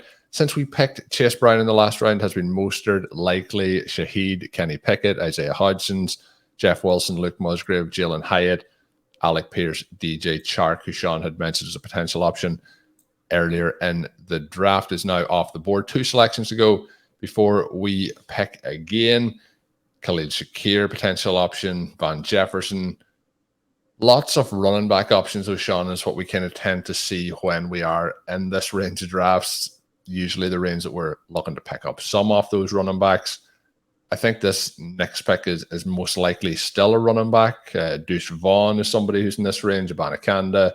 There is some of the kind of veteran players who aren't really being targeted here for us, and the Elliots, the Edwards and Lairs. Bryce Young, somebody who's here. Matthew Stafford. Desmond Ridder, Shawn, probably comes into play, and Sam Howell at this pick as well. Lots of directions we could take it, but those quarterbacks feel like they're much in play for us. But based on how the rest of the draft board has gone at this particular time, the teams that will be drafting between us and the next selection, they all have 2 quarterbacks. They're probably going into 3 quarterback builds at some point. We know that they know that Sam Howell and Ridder are probably selections that we're looking at. Are they players that we need to take at this point, or we're likely to miss out, or have you another target in mind here? Well, the last 2 picks were QBs there, and that just gives 2 quarterbacks to those drafters. As you mentioned, the players on the other side from us have selected a lot of quarterbacks early, and so they probably aren't going to take one. And yet I don't know that there's a player out there right now who is worth risking it on Sam Howell. And again, we don't even necessarily think that Howell will be the next quarterback taken. He's certainly not the next quarterback by ADP, but I don't know that it makes sense to risk losing him, especially if we're assuming that at some point his ADP is going to take a big jump. Do you have a name here that we should be selecting because we won't be able to get him when he comes back around? No, I'm on both quarterback options, and Howell and Ridder, with Howell being the preference, is the way I would go. So I was more waiting to see if you were going to talk me out of the quarterbacks rather than the opposite way around. So the names we were looking at that did go in between our selections, we picked Chase Brown in round 15 to get our 4th running back as opposed to getting our 7th wide receiver. I had mentioned Rashid Shaheed. I think that he is a good pick. Isaiah Hodgins and Jalen Hyatt both went to Phil out of 11. He gets sort of a contingent-based play there that one of those guys is going to come through and be a meaningful weapon for the Giants. DJ Chark also goes to the Shaheed drafter, so that's Lawrence out of 9. I like both of those picks late. We talk a lot of the time about not really caring for the wide receivers once we get to this range of the draft, but I think both of those picks make a lot of sense. If there's someone on the Panthers who has an emergence this season, you would kind of expect it to be the player who still has athleticism in Chark and has experience having done it before. Chark subtly had a decent season with the Lions last year, probably not the type of season that should have pushed him quite to this level when you're in an offense where people are excited about Bryce Young, right? I mean, they're legitimately fired up about what he can do as the number 1 overall pick, and yet there's nobody else. Jonathan Mingo is, maybe no receiver or no player in the entire league has a wider range of outcomes than Mingo does because he's big and athletic and had a decent final season in college, and yet his profile transitioned successfully to the NFL almost never. So when you have those two things pointing in very opposite directions, you could have anything from a crazy wide receiver 1 type of year because he had the athleticism, because he has a massive target role, and because Bryce Young is immediately a star, or basically you're talking about a guy who more or less doesn't play. And so, like I said, that's about as wide as he gets. Chark seems like the guy for me. He does go. Once it gets back to us, I didn't really like anybody. After our pick now, we did have Brock Purdy go 1 slot after. So there was a QB selected. I think with the Purdy going there, you could definitely make the case that that would have been Howell instead. But then we see KJ Osborne, MVS, Van Jefferson, Hunter Renfrow, and Justin Ross.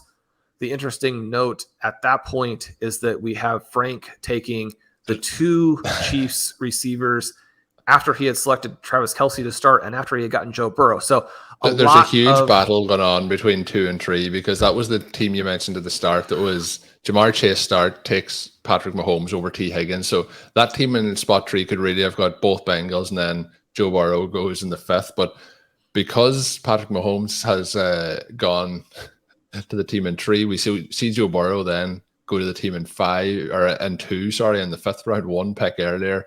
And then in a situation where you have Patrick Mahomes, you get Kadarius Toney, you're probably hoping to pair that up with some. Frank has come back with the hammer blow to now have MVS, Justin Ross, and Travis Kelce with no Patrick Mahomes. So I'm sure there's a few picks there where both Frank and the drafter in the 3rd spot have been having some choice words for each other as they draft here. But that is part of the challenges, and sometimes you can think you're setting up that stack. For example, the one we talked about with Jordan Love to Ross in the 7th slot, somebody can just take it all away. And I remember, Shawn, we were doing some drafts for the playoff contest last year. We were setting up those Brock Purdy teams, and Brock Purdy just kept going to different teams at different times. So 1 pick away, Justin Ross, as you mentioned, went off the board. Then Zach Evans, Hunter Henry, and then Abanikanda has gone off the board, who is somebody we mentioned at the last round there. Shakir, Shawn, is he somebody who interests you here if we want to go back to the wide receiver position? Ritter is there, who we talked about earlier. I think there's the potential to take him or to potentially push it that little bit further. Any other names really standing out to you at this point? It is, again, kind of pick the player you prefer at this point. It is. I don't know that we have to take Ritter here because Young and Stroud are still available. And yet because we have London, I might push that direction, especially because we've been wiped out. I'm loving this, Shawn. I haven't even pitched quarterbacks for these last 2 picks, and that's the way you want to go. I think that's the pick. If I was drafting solo, I would be taking the quarterback here. So you want Ritter? Yep. Right. Now, one of the things I think is going to be interesting to track is how many of the late quarterbacks actually even go. The FFPC format has been very straightforwardly a 2 QB format. And a lot of the drafters will know that, especially the drafters who took a couple of quarterbacks in the first 10 rounds. And we had 4 teams that had a couple QBs through 10. I think 5 teams, actually. So those teams more or less have the position covered. you wouldn't really want them to select a third quarterback. They're giving away slots. We selected the 3 quarterbacks because we waited to the end of the window to select the first one, and because all 3 of them are matched up with receiving weapons that we have. I feel a lot more comfortable doing it in a tournament format where it gives us 3 different outs, and I feel a lot more comfortable doing it because we set it up that way. I would still discourage it in general. Again, that doesn't mean you shouldn't do it, but you want to have a very clear plan on why you do it if you take the third QB in the FFPC format. Colm, what else do we need to be looking at here as we move into the 18th round? We thought we might be able to wait a little bit on Shakir. He is somebody who does have a little bit later ADP, and yet he was in the article that I wrote recently about late round wide receivers to target, and he does go 2 picks after we make our selection.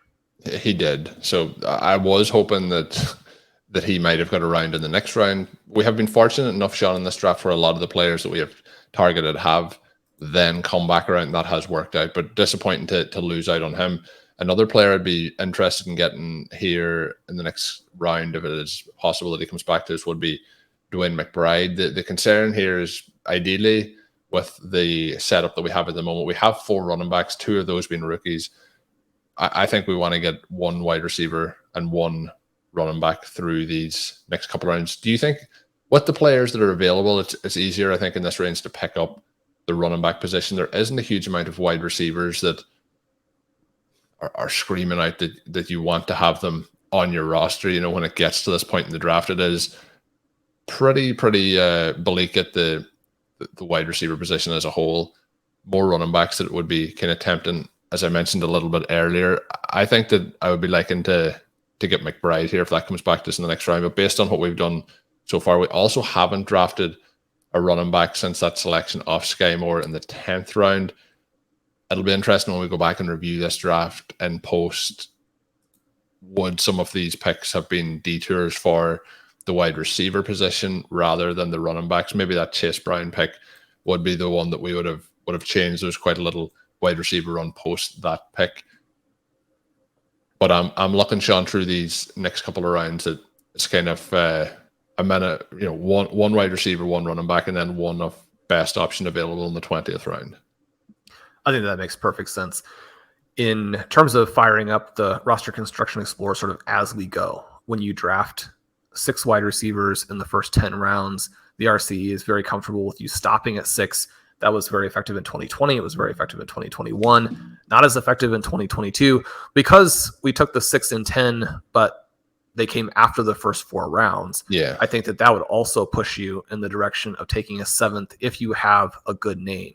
But I mean, there may not really be a name there may not be is draftable, so we have to consider that. Pierre Strong, someone else I thought was interesting. Now, you're not necessarily looking to create a handcuff in these drafts, but especially when you have 20 rounds instead of 18, it becomes slightly more viable. Also, Pierre Strong, I think, was getting to the point where he was the best player available. We'd hate to not win either the league or the tournament because Stevenson goes out and Strong absolutely blows up. But that was a nice selection from John. Are we going to miss out on the potential of the Week 17 correlation here for the Vikings running back with the Packers stacks? No, we're going to get him. We're going to get him. We just needed to get through one more pick. We mentioned the QBs. It's Bryce Young. No QBs were taken after we took Ritter until Young was selected 1 spot ahead of us. I did kind of think that was the direction it was going to go. Colm, that made sense again. A 3 QB build when you have Love, Stafford, and Young late, that's the way you want to put that together. So that's a great construction from Ross right there. Colm, anybody else other than McBride we're looking at? Unless you want to take Edwards-Helaire, your favorite Chiefs running back. Clyde Edwards-Helaire is available. Not really. I think he's the clear target that I would have here. Now, the rest of our running back queue at this point is, and not necessarily in any particular order, is Leonard Fournette, Zamir White, Sean Tucker, Malik Davis, and Trevion Williams. Leonard Fournette, nobody is interested in right now because he's not on a team and he's not any good. But Colm, he probably, and those are 2 good reasons not to be interested in someone. I was wondering, was it a misclick that he was in the queue? That's what I thought was happening. But the thing with Fournette is that at some point he probably will sign, and he's a back who can do everything. Now, he does everything at a level that doesn't change a football game, but if the team essentially needs you to not make mistakes and to be able to handle the different elements, and they don't care about your explosiveness, which doesn't exist, then, I mean, he can still be a third down back and a 3-down back. And in a lot of ways, I think that Fournette is the best fit for teams that are really good if they should lose the guy they're counting on.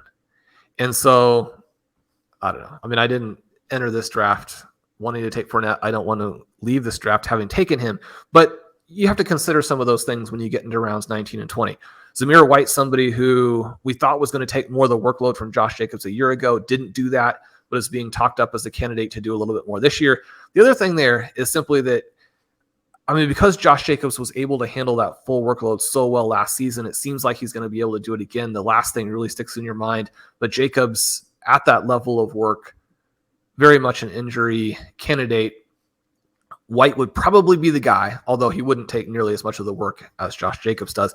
It's not one of those cases where the backup is likely to take more volume than the starter, but White is interesting there. Tucker, I think, could be the starter for the Tampa Bay Buccaneers if he is able to deal with whatever the situation is there and actually make the team. Malik Davis, it looks like the backup in Dallas. Travion, I'm actually fine with putting on this team in addition to Chase Brown, especially when we have those two guys early. If we were to get, some sort of alternating scoring from the Bengals backups or just hit on one of the two, that would be a huge additional running back development for this roster. Colm, I see that you have added Laviska Shenault and Marvin Jones, who I do think fall into that category that I like to put out there sometimes of players who exist. What are you thinking here in terms of our 19th round pick? They do exist. They definitely exist. We can confirm that as factual. I do think, Shawn, though, the reason that I've added Marvin Jones, and I know he's been somebody we have not drafted really at all in recent years, and again, fits in potentially to that Detroit Lions side of things. When we look then, Shenault is just somebody who would be, when you go down through the wide receiver list, there's not a huge amount. There's basically nothing in there. The other one that is in that list that has just gone off the board, I was going to ask you a little bit about, was Josh Downs, if he would have been an option potentially there. The other one is, and I really struggle with this pronunciation, Shawn. I'm just going to go with Puka for the LA Rams. Give me a correct pronunciation so I feel like he's going to be this year's Alberto for me. He's going to be this year's Alberto. In terms of, I can't pronounce his name correctly. Well, there are multiple ways in which being this year's Alberto would be great or would be really not what you want. No, I'm obviously joking with Colm about Shenault and Marvin Jones, especially Shenault. I still am holding out this tiny little bit of hope for, especially on a team where, I mean, again, we just talked about Mingo. We talked about some of the other guys. They have nothing. So I think that makes him interesting. He was such a good college player in the NFL. He's been a one-trick pony who's really been pretty bad at that trick. So again, that's not the direction you're hoping to go. Colm, I actually would still be fine, I think, going running back to finish here if we had the names. I think that our picks should be between Travion or Zamir White at this selection, and then maybe come back with a receiver if we don't like. How do you feel about Travion after we already took Chase Brown? Do you want to split it up and go White based on that? Not necessarily, but I'm definitely willing to do that. Is that your preference? Go White here and we'll take Travion in a different draft? Yeah, I think so. I would like to split it, in case there is a chance that both of them have a chance at those jobs, either based on injury or based on having some workload as the season progresses, rather than the other option is you could just completely, bet against Mixon, and go that direction and take the two Cincinnati backs. But I would tend to split them. Would you take those guys together from time to time, or not those guys, but similar profile running backs in the same backfield?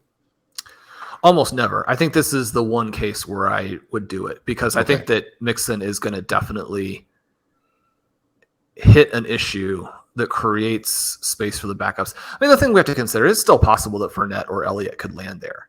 Yeah. And then you're like, well, I wasted two slots, not just one on this particular team. But both of those guys just have dynamic elements to their game to where I want exposure. And I think at the prices that you have to pay, it's just not a big deal to draft both, especially in a 20-round draft as opposed to an 18-round draft. And I mean, I think they could go through a big stretch of the year where those guys are the committee. And so it's not even necessarily a case of one or the other scoring, but that they both score well. And so if you have them both, you have the chance of hitting on the guy who comes through for the big weeks in the playoffs, but you also just have sort of that alternating scoring level with the expectation that even if Brown and Williams are the guys there, I mean, I think that the EP numbers, right, the expected points for that backfield will still be meaningful. And one of the things that we witnessed last year is that going into the season, you didn't really get the sense that the Bengals had any confidence in, or not confidence in, but there was no push for them to play Samaje Perine. They were really trying to figure out if they had something in Chris Evans. And what ended up happening was that Perine was the best guy in the roster, and it really wasn't even that close. You've got a big back who can also catch passes. He's the perfect 3-down complement to what you want to do in the receiving game. Now, we do see Travion go here again to John, who also took Pierre Strong. So we're going to have to give him a little bit of a hard time for grabbing all of our late running back options. Colm, I want to run something by you. Last week, I wrote about my favorite really late wide receiver options. Tutu Atwell had extraordinary yards per route numbers in his final year in college. He declares early. He's drafted in the second round by the Los Angeles Rams.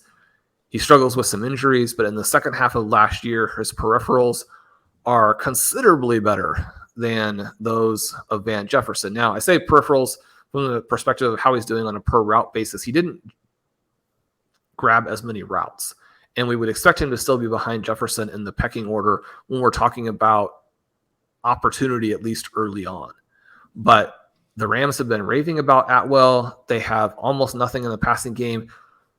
It's not a guarantee that anybody is going to emerge there, which is one of the reasons why I guess I'm not quite as high on Van Jefferson as the community, even though I think it's a good play. I'm not off of it as a play. One of the things that we saw last year is that the lack of options generated a ton of volume for a Tyler Higbee. And yet, if you're going to make a play in the 20th round, you're looking at, you just don't have good options available.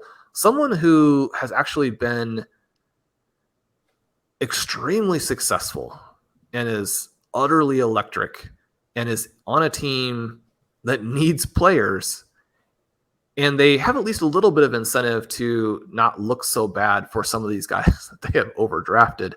Is he someone who appeals to you at all?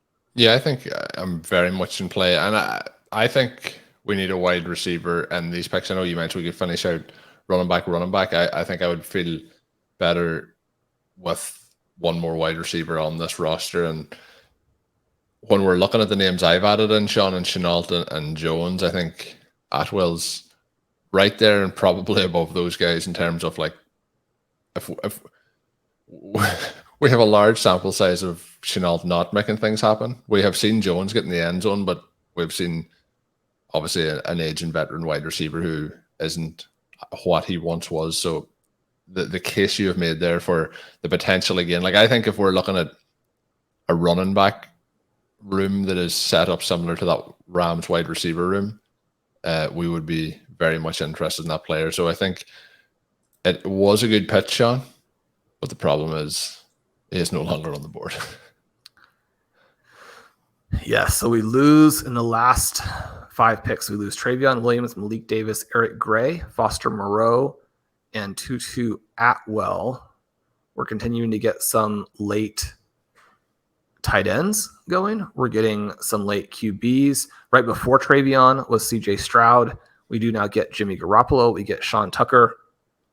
So you're thinking of Marvin Jones as being this play on the Detroit Lions backfield while Jamison Williams is out. No, the pitch I was making was Tutu Atwell was like, he was the version of the running back room I was talking about. Marvin Jones is purely a play for correlation with the Detroit Lions and Jared Goff.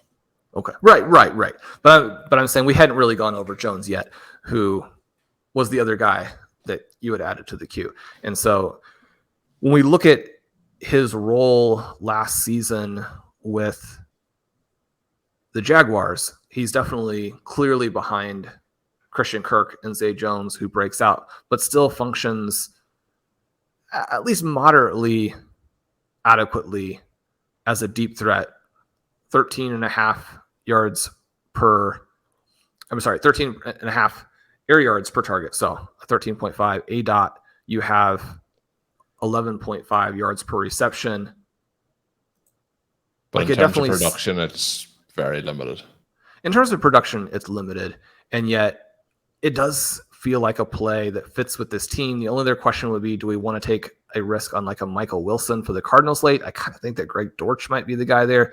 Devontae Parker, someone who looks like a starter for the Patriots, but could still be hit by Hopkins. For me, it's probably Parker or Marvin Jones right here. I'm always a sucker for Shenault. Those three guys, Colm, you make the both pick. equally as disgusting, Shawn. You can take the credit for whichever one we pick here. So who's getting in the end? It really comes down to who's getting in the end zone more times. Is it Parker or is it Jones? No one wants to take responsibility for the final pick. We auto draft. After I intentionally put him in there. We auto draft Devontae Parker though, so that no one has to be officially responsible. Colm, I think that the situation there with the Patriots is that they're going to move in the right direction. Parker is the guy who, when the offense functions and the quarterback is willing to throw the ball up to him, that he has some spike weeks, which in round 20 with wide receiver 93, if you get a starter who gets some spike weeks, then you're definitely coming out ahead. He could end up fairly far down the pecking order there because obviously we're betting on Tyquan. The Patriots are making a real push to try and sign DeAndre Hopkins. I guess my thought is that Juju Smith-Schuster was not a successful player for the Chiefs last year. It sounds like he's struggling with the knee swelling. I mean, swelling in his knees has basically sapped any playmaking ability and often the ability to actually go out on the field as an NFL player. I think if you are completely fading Juju, then Parker has a role in that offense. Again, it's wide receiver 93. It's the very final round. But I kind of want exposure to a guy who could be their full season, whereas I guess I don't see that role for Marvin Jones. No. Even though, I mean, the play in a vacuum with the other things that we've set up, I think that was a great option for you to have put in our queue there. I think the option was there, but it's also one of those things, like if it wasn't a Jared Goff-led team, he's not going to be in the queue at all, more so just for the correlation. Parker is somebody who, you know, I find the wide receiver room and the tight end room, everything really with the Patriots outside the running backs is always, you know, going to be a little bit of a question heading into this season. But Parker, like you mentioned, has shown flashes. I think some of the problem has been that the way they've targeted him hasn't really been to his strengths. But the other problem is when they have targeted him, sometimes it also looks like he's not interested in playing football. So there's a couple of things like that have followed him around over the last couple of seasons. But let's see where it goes. I look forward, Shawn, to listening back to this in kind of January time when this team is surging towards that $200,000 to, you know, after Parker has been named the comeback player of the year. It's going to be fun times as we move forward there. But we do add that additional wide receiver to our roster. That leaves our wide receiver room as Drake London, Dotson, Quentin Johnson, Jameson Williams, Romeo Dobbs, Sky Moore, and Devontae Parker in the last round. We have 4 tight ends. It's Trey McBride, Laporta, Goddard, and Andrews. Quarterbacks is Jared Goff, Sam Howell, and Desmond Ridder. And then running backs is Christian McCaffrey, Ramondre Stevenson, Tank Bigsby, Chase Brown, Dwayne McBride, Zamir White. So I think that we're set up in a pretty interesting way, Shawn. We are going to come back and recap both our teams and how the draft played out. But any thoughts on our team in general as we close out today's show? Just that it's more or less the perfect draft coming out of this type of room, and it was so fun. And we've got lots of comments here in the chat about what a good time everyone had. I'd like to mention an additional note of appreciation to everyone who drafted with us today on Father's Day here in the United States. Same here. I don't know if Father's Day is worldwide, but Mother's Day seems to be in multiple countries at different times.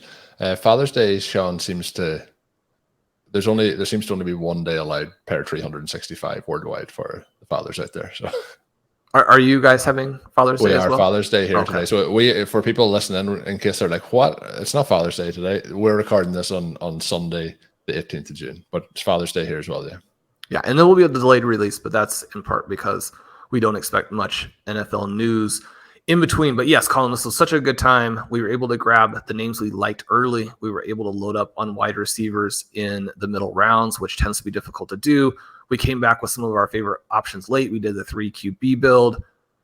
I mean, this was the creative, entertaining time that we were looking forward to with the OT community. I think that we got a build that could be tournament ready. I think a bunch of the other drafters got builds that, again, whoever makes it through, the 2 teams that get out of this league, I think will be very well positioned because of the uniqueness of it. It was such a great exercise. Thanks so much to everyone. Yeah, it's going to be interesting. I can't wait till we recap these.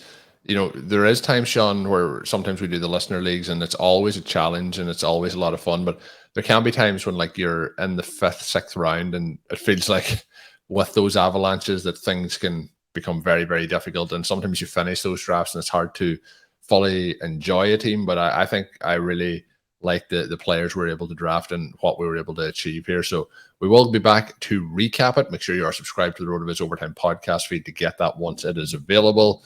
If you are signing up over at rotoviz.com, you can use the code RVRadio2023 at checkout to get yourself a 10% discount off a RotoViz NFL Pass. And of course, drop us a written interview on your favorite podcast app. We would appreciate that greatly.